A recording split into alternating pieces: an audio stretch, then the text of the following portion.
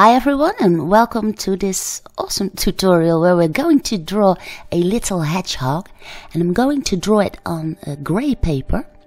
You can see the white paper and the difference. And the nice thing about drawing on grey paper is that you can use a white color pencil. And furthermore, the setup will be done first with dark brown. And this is my setup. It was hardly to see because it was graphite on grey paper. And well, there are many hedgehogs on Google Images, for instance. So you can pick any one you want. But I've chosen this one because it's a baby hedgehog and I really wanted to draw this. And as I was saying, the setup I will be doing with the dark brown. Maybe you have the darkest brown in your color pencil set. And I'm already drawing in those little nice eyes and the darkest points that I need to get this drawing convincing. And what I want to pay special attention to is to those spines they have, and the nice beak. They always seem to be smiling, and I love that. And you can see it here. I'm drawing in some straight lines and then put brown behind those lines, so it actually looks like there are hairs in front of the ears.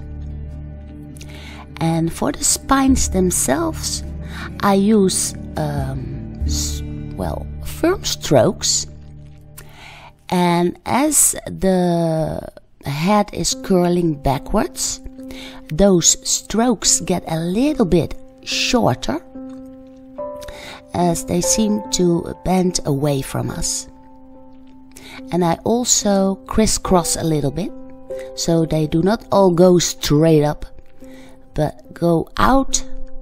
And here, just behind the ear, they are going around.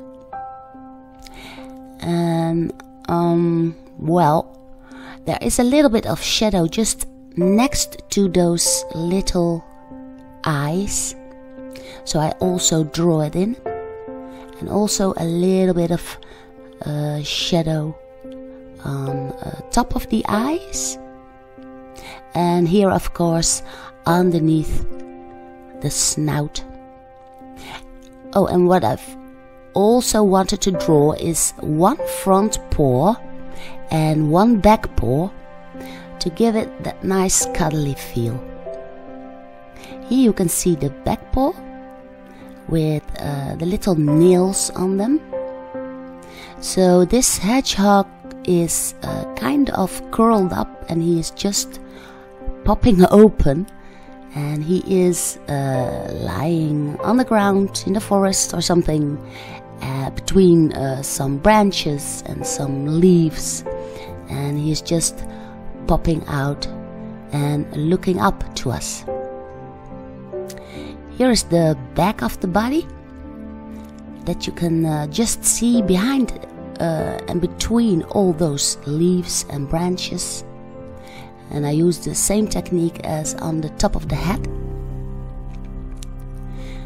And well, for the surroundings I try to put in as little detail as possible.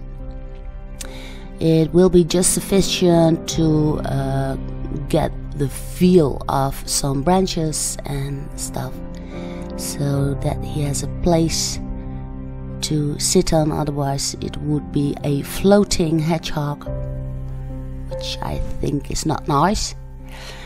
And well, all this is done with the dark brown color pencil.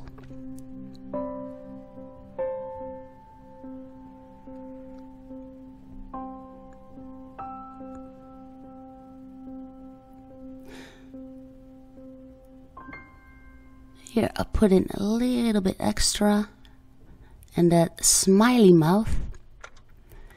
and just a little bit of shadow underneath the chin. And then it's already time for the white color pencil.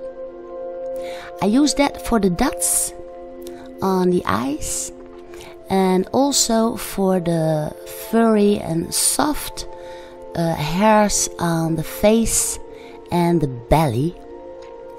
The hairs there, of course, are quite different from the spiny fur on the head and the back of the little hedgehog. But I also place in a little bit of white between the spines. They're kind of patchy by color, so I do not leave them all brown. I put in some white too.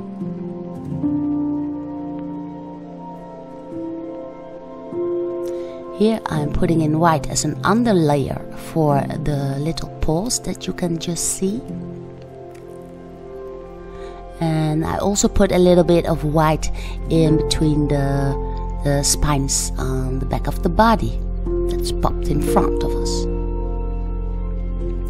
This is the soft furry coat on the belly.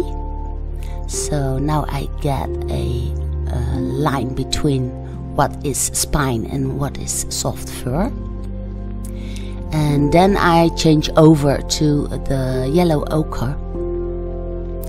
It's kind of a light brown color, and I use that for the spines to give them a little bit more color and make them pop out.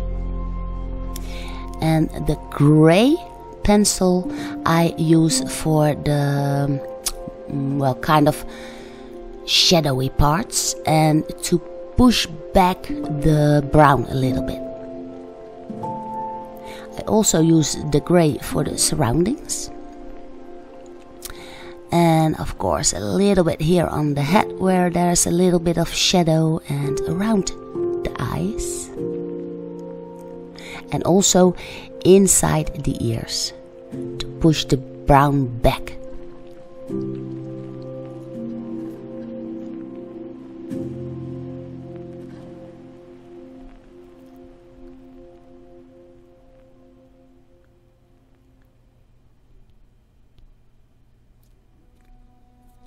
I think the background is a little bit dull, if you like. So I'm putting over this some white to give it kind of a spring look, or like the sun is coming from behind. And then I put over that a light blue. And the nice thing about this is that it's complementary with the yellow ochre. And now my hedgehog pops out even better. Also I use a little bit of pink, just a little bit, because I want to point out that this is a baby hedgehog and pink seems to do the trick. Then it's time for the black, finally. I'm always careful with the black. If you use it too thick or too much, it can flatten your drawing. But I really can use that for the inside of the ears and just between the spines. So that's a very nice detail. I make sure to leave those little white dots in the eyes to get that shiny eye look. And for the rest I use it for the darkest shadows here just behind the little eye, but especially for the inside of the ears, just behind the hairs that are in front of that ear. I put in a little bit of black. Here in between the spines of the lower body, the back of the body that is curled in front of us.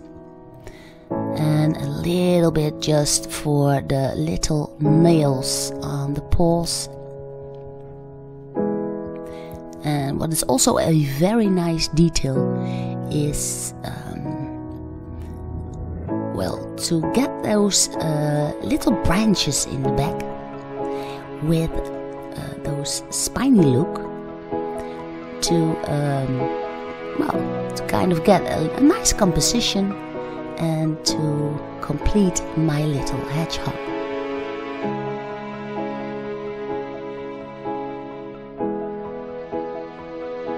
You can see that I pay a little attention to the surroundings.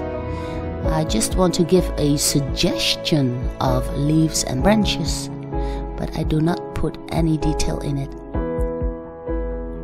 So all the attention goes to the little hedgehog. So far the color pencils, but what is also a very nice detail is to get a fine liner and get those little whiskers that are coming from his little snout and put those in as a very nice detail to complete your drawing. You can also use it for the little tiny eyes, those shiny bright eyes, and that always smiling lovely creature. Okay, I hope you enjoyed this, so then please give it a like and share it with your friends. Don't forget to subscribe, and I will see you again in my other tutorials.